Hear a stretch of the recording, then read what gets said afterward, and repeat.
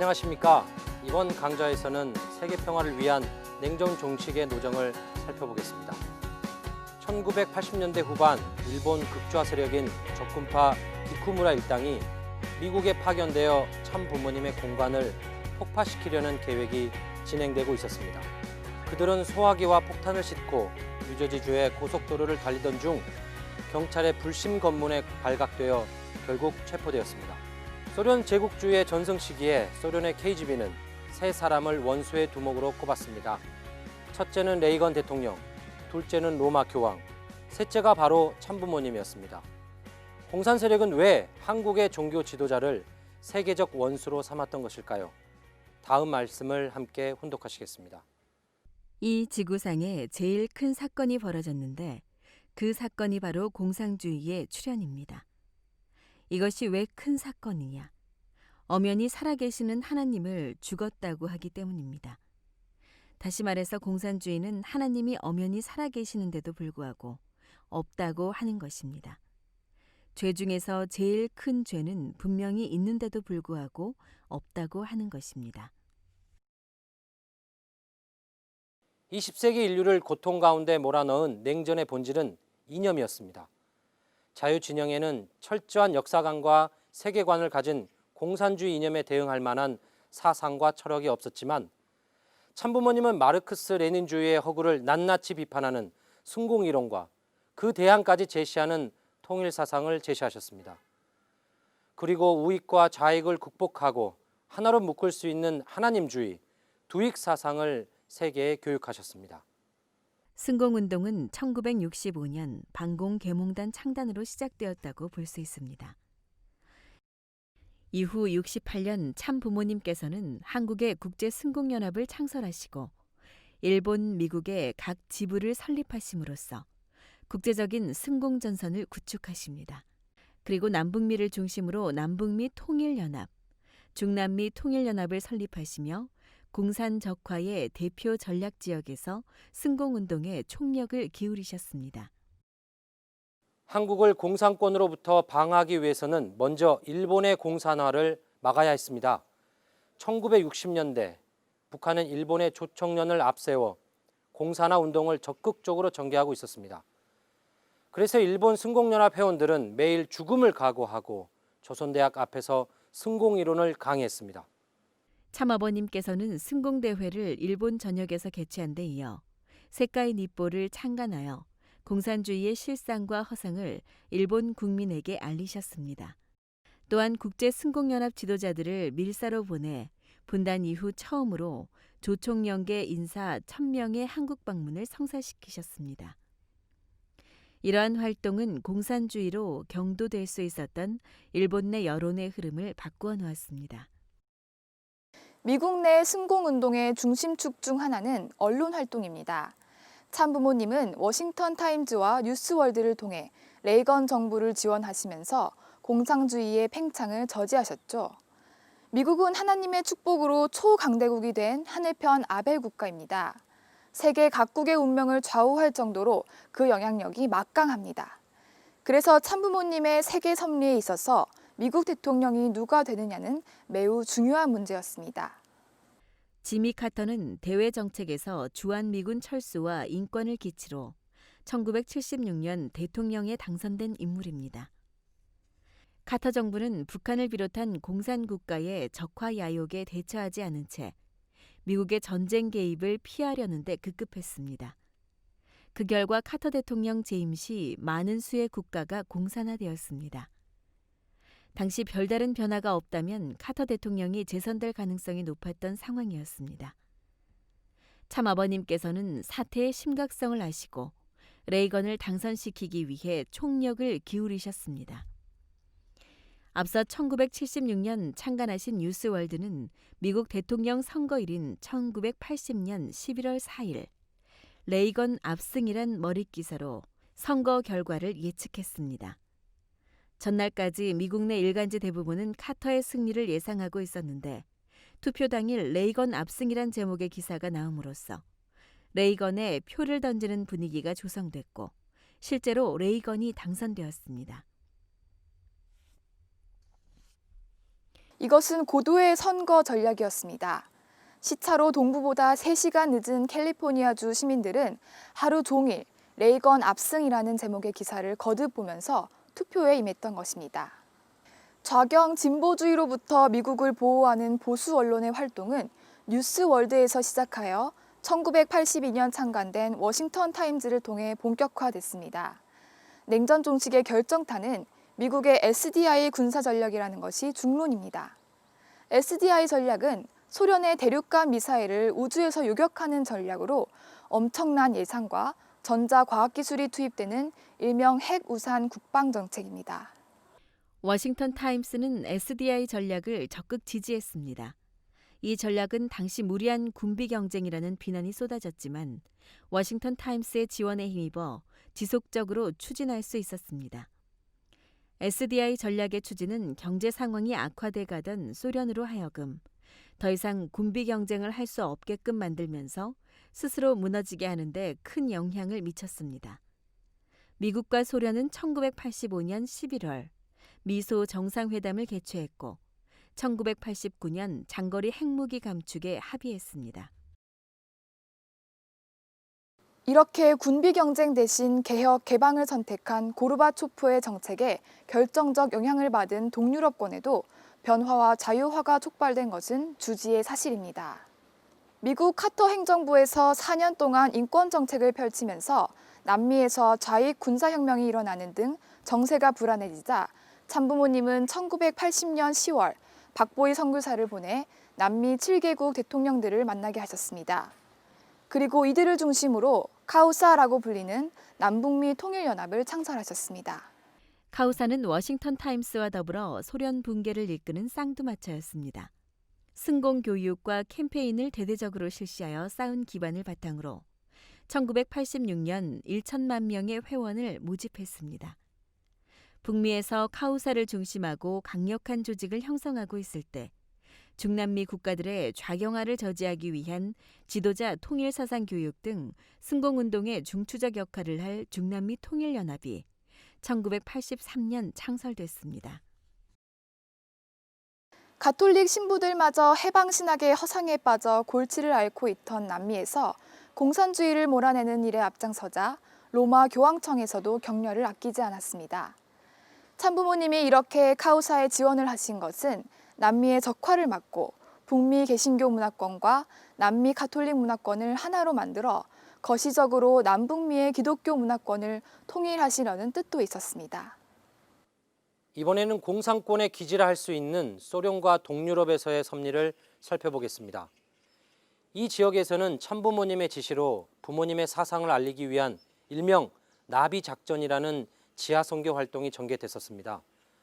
공산주의가 급팽창하던 1980년부터 공산체제가 세계적으로 멸망한 1992년까지 오스트리아 빈을 거점으로 철이 장막인 동유럽 국가들에서 극비리에 이루어진 활동이었습니다.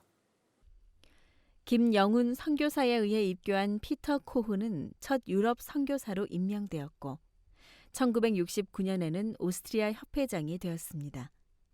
그는 선교사 후보 기준을 마련하고 각 선교사들이 선교 국가의 언어를 습득하게 하는 등 준비 작업에 만전을 기했습니다. 동유럽 공산권에 대한 지하 선교는 1968년 에밀리아 스테버리, 체코슬로바키아의 선교사로 파견되면서 시작됐습니다. 그러나 체코 프라하에서의 활동이 여의치 않자 브라티슬라바에서 대학을 중심으로 전도하여 교회 식구 수가 200여 명으로 급격히 늘어났습니다. 그러자 공산정권의 탄압으로 1973년 브라티슬라바에서 선교사와 중심 식구들이 검거되어 30여 명이 최고 사형에서 최하 5년 징역형에 이르는 선고를 받았습니다. 당시 24살이었던 마리 지브나는 1974년 브라티슬라바의 감옥에서 사망하여 공산 치하에서 선교하다 숨진 첫 번째 순교자가 됐습니다. 이 사건으로 한때 활동이 주춤해졌지만 참 부모님의 지시에 따라 러시아와 폴란드 등 동유럽 각지에 선교사가 파견되면서 나비작전은 본격화됐고 1992년까지 활동이 이어졌습니다.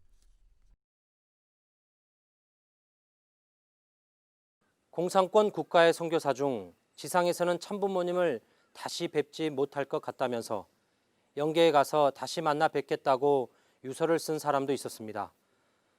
동유럽 지하 선교 현장의 심각한 상황을 잘 아시는 참 아버님은 전체를 책임진 지도자의 입장에서 편안히 지내실 수 없었습니다. 그래서 참 아버님은 죽음길을 가면서도 선생님 안녕히 계십시오. 저는 먼저 갑니다. 하고 기도를 하는 그 선교사들의 길을 아는데 내가 어떻게 편하게 내 활개 펴고 잠을 잘 수 있겠느냐. 습관이 되어서 반드시 누워 자지 못하고 옆으로 누워 새우잠을 잔다라고 말씀하셨습니다. 1970년 말부터 1985년까지는 역사가들이 제2의 냉전이란 표현을 쓸 정도로 소련과 미국의 대립이 심해지고 있었으며 소련은 미국을 능가하는 수준으로 군사력을 크게 늘리던 상황이었습니다. 덴버리 연방교도소에 수감 중이시던 참 아버님은 이러한 상황을 심각히 보시고 시카고 대학의 정치학 박사인 몰튼 카플란 박사를 교도소로 부르셨습니다. 1985년 8월 제2차 세계평화교수협의회 세계대회가 스위스 제네바에서 개최될 예정이었습니다. 그 대회의 의장을 맡은 카플란 박사에게 세계 석학들 앞에 공산주의의 종언을 선언하라고 지시하셨습니다. 너무나 놀란 그는 당시 공산 세력의 크기로 볼 때 멸망은 불가능하다고 생각하고 아마도 공산주의는 멸망할 수 있을 것이다 라는 표현을 쓰는 것이 어떻겠냐고 제안했습니다. 참 아버님께서는 단호하게 공산주의의 종언을 선언할 것을 역설하셨습니다. 두고 봐라. 5년 이내에 공산당이 어떻게 되는지 가서 얘기하시오 라고 강조하셨습니다. 1989년 11월 9일 28년 만에 냉전의 상징인 베를린 장벽이 무너졌습니다. 이후 1999년 냉전 종식을 향한 진일보의 발걸음을 내딛는 사건이 벌어지니 바로 참 부모님과 고르바초프 대통령의 회담이 성사되었던 모스크바 대회입니다. 참 부모님이 모스크바 대회를 처음 선언한 것은 1976년 워싱턴 모뉴먼트 대회 직후였습니다. 30만 명이 운집할 정도로 성공적이었던 대중 집회를 마치시고 그 다음 날 승리 축하 집회에서 참 아버님은 다음 대회는 모스크바에서 개최한다라고 선언하셨습니다. 참 부모님과 고르바초프의 역사적인 만남을 주선한 데 중요한 역할을 한 것은 참 부모님께서 조직하신 세계 언론인 연합이었습니다. 참 부모님께서는 미국에서 승공운동을 전개하시면서도 세계 언론인 연합을 통하여 소련과의 소통망을 만드셨습니다.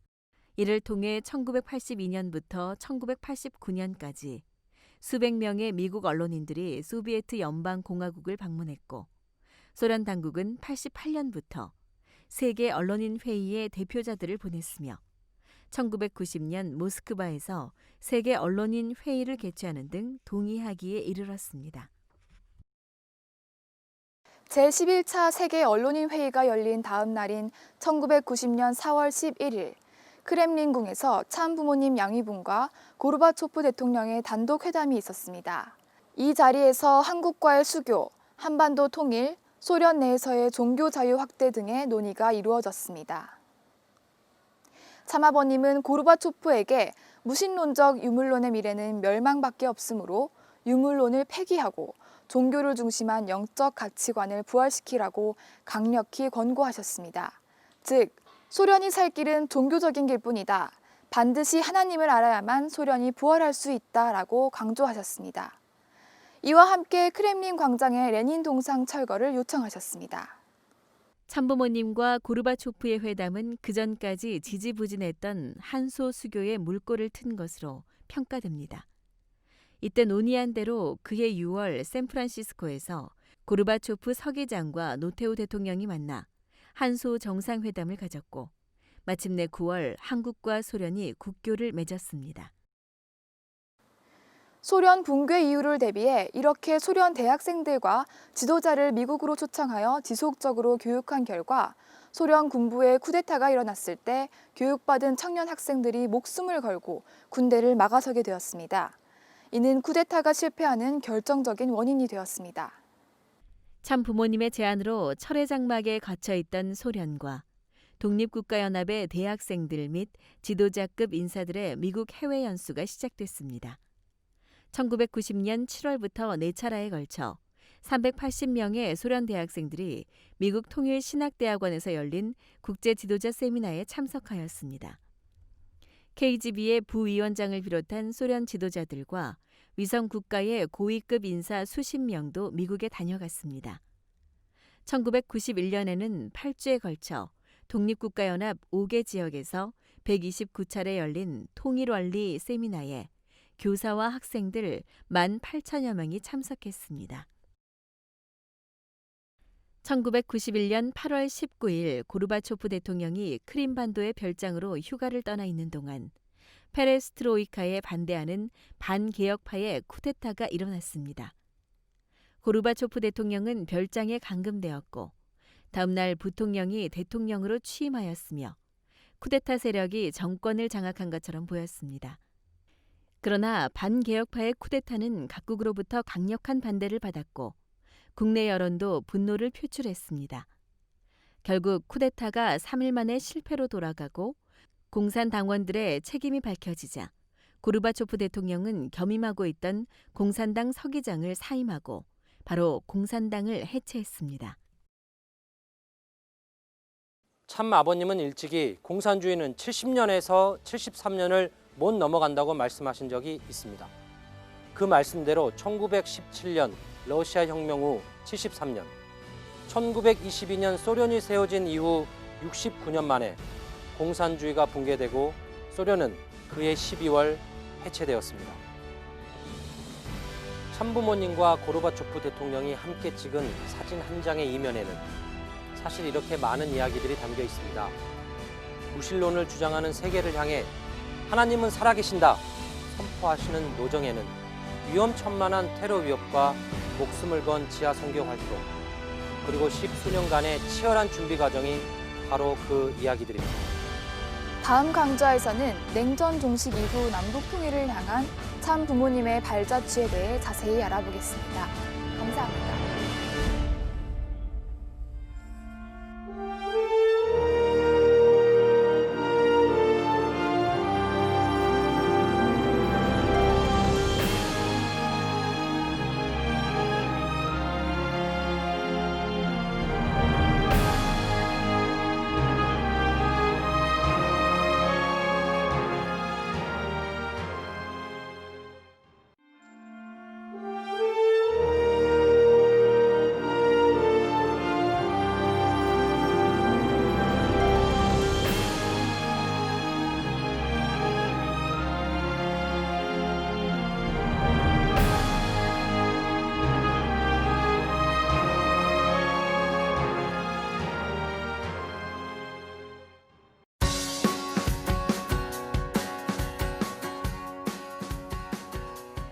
안녕하십니까. 지난 강좌에서 평화세계 실현을 위해 공산세계에 하나님을 알리셨던 참부모님의 활동에 대해 알아보았습니다. 이번 강좌에서는 남북 통일을 향한 발자취를 살펴보겠습니다. 1975년 6월 7일 서울 여의도 광장에 무려 120만 명의 세계 시민이 운집했습니다.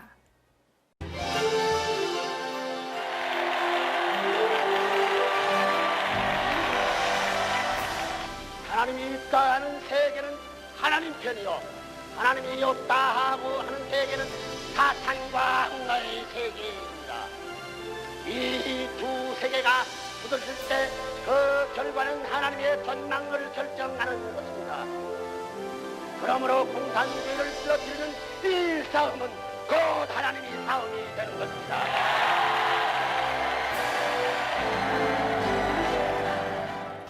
1975년 베트남이 패망하고 공산화가 확산되자 참 부모님께서는 세계 60개국 승공회원들과 통일교회 식구들을 불러 한국에서 대대적인 승공운동을 전개하셨습니다. 여의도 광장에서 열린 구국 세계대회에서 참 부모님께서는 세계 속의 한국이라는 주제로 하나님의 이름으로 북한 김일성을 규탄하고 세계 대표들이 자유대항과 세계 수호를 굳게 결의하는 강연을 펼치셨습니다. 그때는 김일성의 남침 야욕이 절정이었던 시기였습니다. 당시 한국 정세는 실로 풍전등화와 같고 사면 초가의 상황에 빠져 있었습니다. 이를 영적인 기세로 타개하기 위한 묘책이 바로 구국 세계대회였습니다. 참부모님이 설파하신 남북 통일을 위한 사상적 기반은 두익 사상, 하나님주의입니다. 좌익도 우익도, 자기를 중심한 이기주의를 극복하지 못하기 때문에 이타주의의 근본인 하나님의 일상을 통해서만 참된 평화를 실현할 수 있다고 강조하셨습니다. 두익 사상을 바탕으로 참 부모님께서는 다양한 계층의 국민들을 여러 방면으로 교육하셨습니다. 먼저 전쟁을 경험하지 못한 대학생과 청년을 중심으로 통일운동을 전개하시고 대학가에서 전파되는 혁명 이론에 대해 이론 투쟁을 전개하셨으며 1989년 정교학 신문을 창간하여 교수들과 학생들에게 올바른 남북 통일의 이념과 좌표를 제시하셨습니다.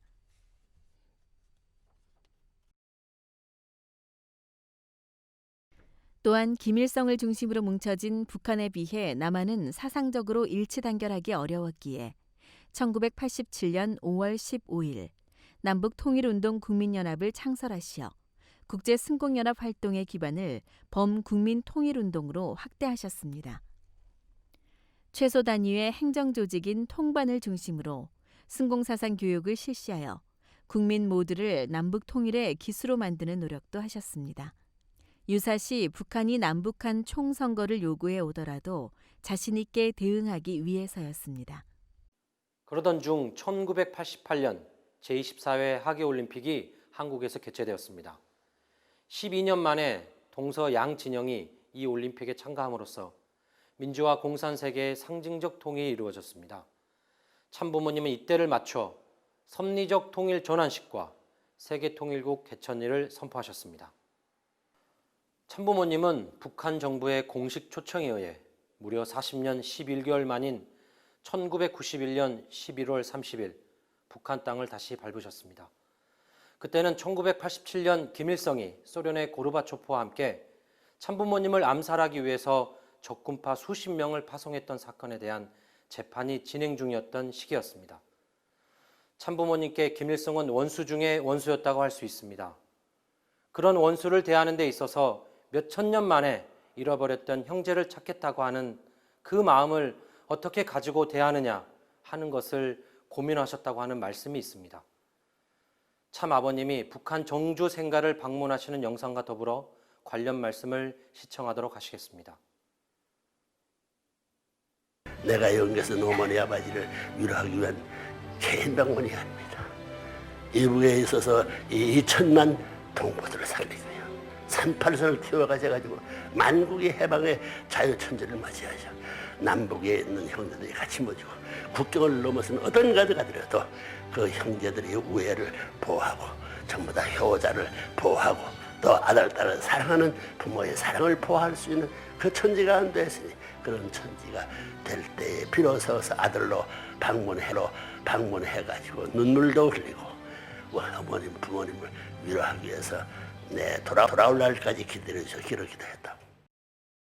방북 당일 저녁에 열린 환영만찬에서 참아버님께서는 피는 물보다 진하다는 요지의 연설을 하셨습니다. 연설문 내용은 조선노동당 기관지 노동신문에 게재되었습니다. 그날부터 노동신문은 매일같이 참부모님 일행의 거동을 대서특필하였는데 참아버님의 연설 중 하나님이라든가 기도와 같은 종교 단어들을 한자의 수정도 없이 게재하였습니다. 방북 3일째의 참아버님께서는 김달현, 윤기복 등 고위관리와 회담을 가졌고 이어서 만수대 의사당에서 2시간 동안 연설을 통하여 주체사상의 한계를 지적하시는 등 열변을 토하셨습니다.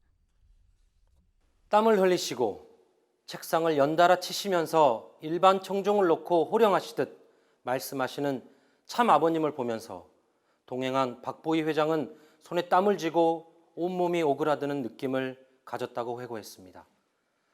그래서 옆에 앉은 다른 수행원에게 끝났다, 우리는 다 죽었다라는 쪽지를 돌렸다고 합니다. 북한의 한 복판에 가서 그런 말씀을 하신다는 것은 목숨을 건 것이나 다름없었습니다. 그러나 참부모님은 그 나라의 한 가운데로 혼자 들어가더라도 공포감에 쌓여서 미적거리면 안 된다고 말씀하셨습니다. 하나님의 권위와 체면이 어떻게 되겠느냐는 것입니다. 그래서 당당하게 말씀하신 것입니다. 12월 5일 참 부모님과 북한 정부 대표인 윤기복 조선 해외동포 원호위원회 위원장 사이에 회담이 있었습니다. 회담에서 토의된 내용에 기초하여 남북 불가침 합의, 남북 고위급 회담과 남북 정상회담, 북한의 경제사업 투자, 리트렌젤스와 평양예술단의 상호 초대 공연, 이산가족 만남 실시 등을 주 내용으로 하는 공동성명 10개 항을 발표했습니다. 방북 7일째인 1991년 12월 6일 함경남도 흥남시 마전 주석공관에서 김일성 주석과 회담을 가지셨습니다. 흥남은 참 아버님이 북한 당국에 의해 약 2년 8개월 동안 감옥 생활을 하시던 곳이었습니다.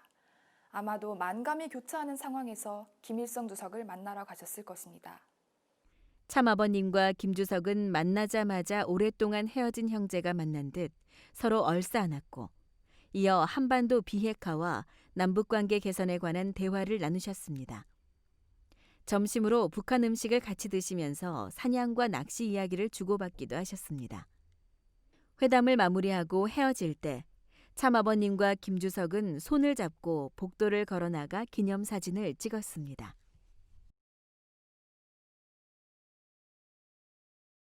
후일 김일성 주석은 참 아버님에 대해 내가 일생 동안 많은 사람들을 만나보았지만 문 총재 같은 사람은 없었다. 배포도 크고 정이 넘치는 사람이다. 친밀감이 느껴지고 기분이 좋아 오래오래 같이 있고 싶었다. 내가 죽은 후에 남북 사이에 의논할 일이 생기면 문 총재를 찾아라 라고 아들인 김정일에게 말했다고 합니다.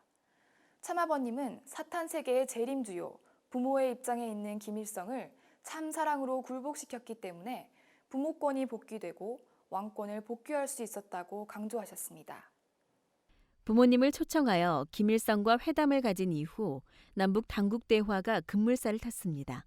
북한은 1972년 남북 공동선언 이래 획기적 합의라고 불리는 남북 간 화해와 불가침, 그리고 교류 협력에 관한 합의서에 서명했고 당시 국제사회의 대북정책 현안이었던 핵 문제에 관하여 한반도 비핵화에 관한 공동선언도 합의했습니다.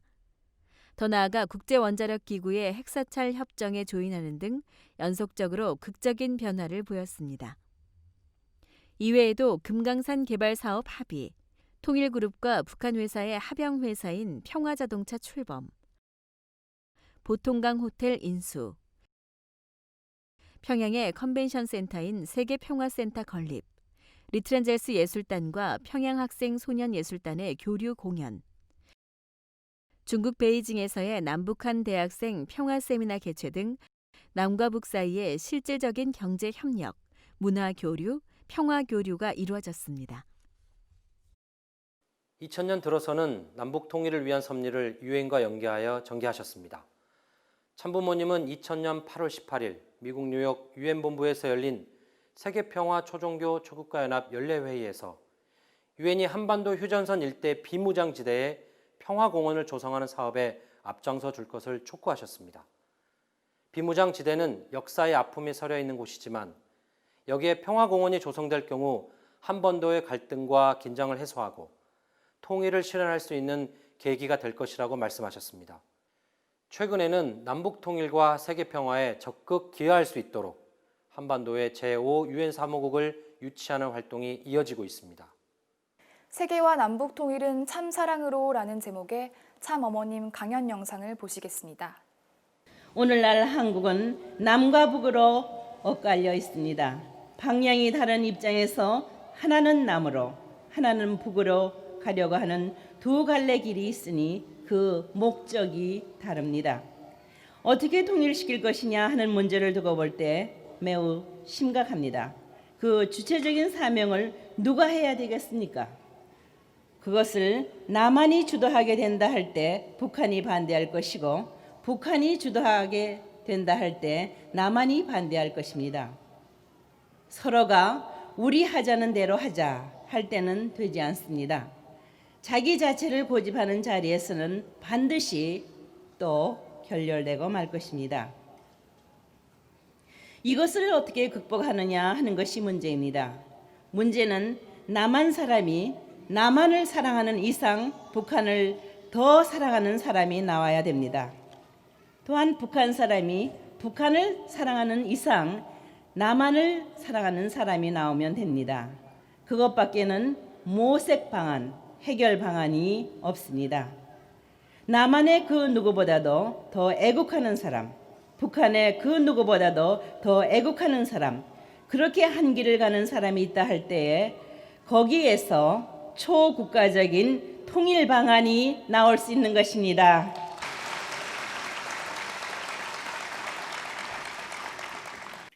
지금까지 냉전 종식을 통한 세계평화운동과 남북통일을 위한 섭리들을 돌아보았습니다.